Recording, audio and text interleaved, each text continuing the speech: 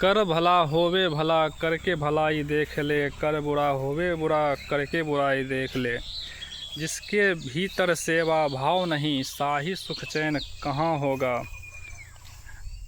मेरे साथियों, अगर आप जीवन में वास्तविक सुख चाहते हैं तो सेवा भाव उत्पन्न करने की कोशिश करनी चाहिए। सेवा के समान दूसरा कोई भी सुख प्रदान करने जैसा आज तक सृष्टि में ना तो पदार्थ बना है, ना ही कर्म बना है।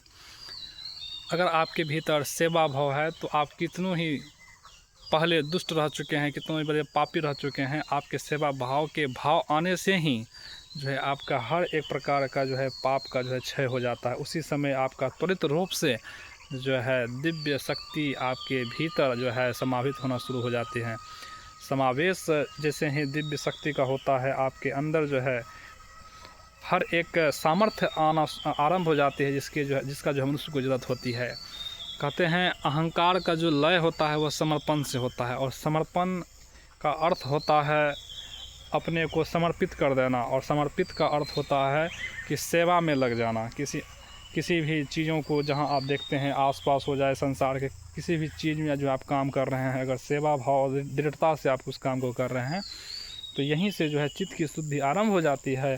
और चित्त की शुद्धि आरंभ होते ही कहते हैं धर्म ना ही सत्य समाना, सत्य के समान दूसरा धर्म नहीं है। और जो व्यक्ति सत्य को पकड़े रहते हैं, चाहे विषम परिस्थिति आ जाए, समस्या संकट आ जाए, फिर भी उसे आनंद बना ही बना रहता है। उसका आनंद का क्षय खात्मा नहीं होता है। उनके जीवन में केवल और केवल आनंद ही आनंद रहते हैं। और ऐसे ही हर एक चीज़ें उसके लिए एक मार्ग प्रस्त हो जाते हैं। तो कर भला कर ले, कर भला होवे भला करके भलाई देख ले, कर बुरा होवे बुरा करके बुराई देख ले। ऐसा स्लोगन के साथ अपने जीवन को भलपन में बिताना चाहिए। कहता है मति कीर्ति यश भूति भलाई, जब जे ही जतन जहाँ पाए, सब सत्संग प्रभाव जाना हो भाई, जग में न दोसर कोई उपाय। कहता है यश कीर्ति मति बुद्धि, जो जब कहीं भी आदमी कोई भी प्राप्त किया है तो उसे सत्संग के प्रभाव से कैसे जाना चाहिए। दूसरा उपाय संसार में नहीं है। आप सत्संगति का अनुसरण करें, सत्संग में विराजमान हो जाएं, सत्संग में बैठे महापुरुषों का गुणगान करें, उसकी गाथा सुने और श्रवण करें। कहते हैं जिनके श्रवण समुद्र समाना, तिनके माही बसहि दो भाना।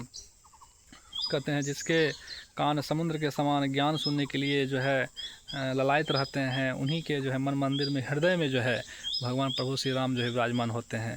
तो इसी विचार के साथ अपने जीवन को बेहतर बनाएं, सत्य कर्मों को करें, एक दूसरे का मदद करें, और मदद करने की प्रवृत्ति आप स्वयं अपने में से स्टार्ट करें। और जो व्यक्ति अपना कल्याण नहीं कर सकता वो दूसरे का भी कल्याण नहीं कर सकता। इस बात को दृढ़ता से अपना करके ही जीवन में शुरुआत करें, एक सच्चाई का शुरुआत करें, और अपना कल्याण के साथ साथ जग का कल्याण ऐसा उद्देश्य बना करके जीवन को जीना चाहिए। और निश्चित रूप से आनंद और परमात्मा सुख प्राप्त होंगे।